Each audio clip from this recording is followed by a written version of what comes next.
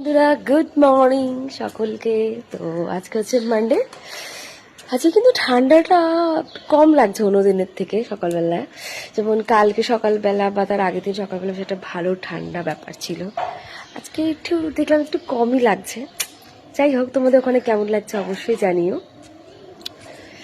আর কুয়াশাও সেরকম দেখা যাচ্ছে না, দেখো দূর থেকে দূর। আগের দিন যেমন একটু দূরে একটু ফগি ফগি ব্যাপার ছিল, বাট আজকে সেরকমটা নেই। আবার ওইখানটা থেকে একটু দূরটা একটু মনে হচ্ছে হালকা।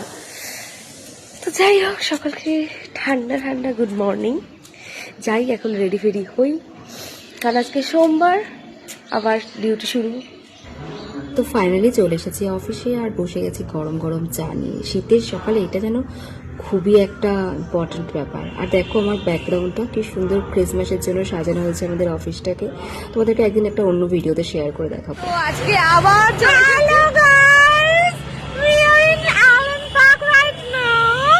তো আমাদের ঢঙ্গি মাসি এসেছে এখানে এখন ব্লগ করতে, যে কি কি খাবার বসেছে আপনারা একটু দেখুন। চলুন, বাকি লোকজন দেখে কিন্তু হাসছে। তো যাই হোক, বলেই দিল। তো চলুন যাওয়া যাক, দেখাই আলন পার্কে কি কি খাওয়ার স্টল বসেছে। খাবারটা তো আগে মেন ফোকাস রাখতে হবে না। এখানে কি আছে গো? এটা কিন্তু কিছুই নেই। এই সানটার সাথে ছবি দিল, সানটাকে জড়িয়ে ধরবে। যাও সানটাকে সব তো খাওয়া দাওয়ার কিছু বসেনি। এখানে কি আছে?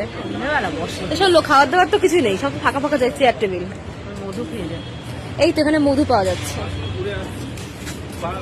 মধু স্টল আছে।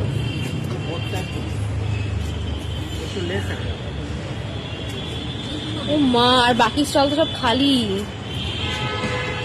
এখানে কেক ফেক বসবে, কিন্তু স্টল পুরো খালি। তাহলে আর কি এদিকটাই ঘুরিয়ে দিই। সো এগুলো দেখানোর জন্য সন্ধ্যেবেলা আসতে হবে, আর আমরা এখন এসেছি দিনের বেলা, তাই জন্য এখন কিছু দেখাতে পারলাম না। এখন প্রায় অনেক রাত, অফিস থেকে ফিরে চা কফি খেয়ে অনেক আড্ডা ফাড্ডা দিয়ে ফাইনালি আমি চলে এসেছি আবার রান্না করতে। আর কালকে যেহেতু মঙ্গলবার, তো আজকে এখন ভেজ আইটেম রান্না হবে।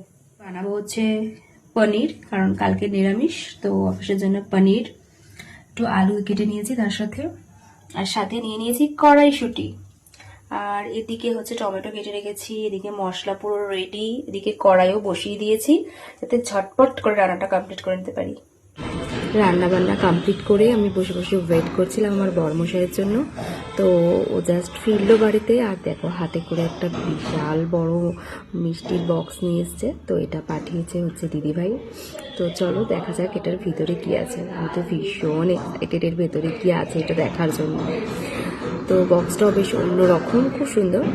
তো ওয়াও, দুটো এর ভেতরে আবার আলাদা করে মিষ্টির বক্স রয়েছে, দারুণ। তো এটা বললো ঘিয়ের।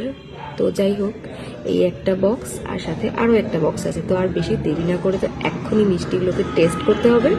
তো যাই হোক, আজকের আমার ব্লগটাও এখানেই শেষ করছি। তো সকলে খুব ভালো থেকো, ফিরবো কালকে আবার একটা নতুন ব্লগ নিয়ে। ততক্ষণ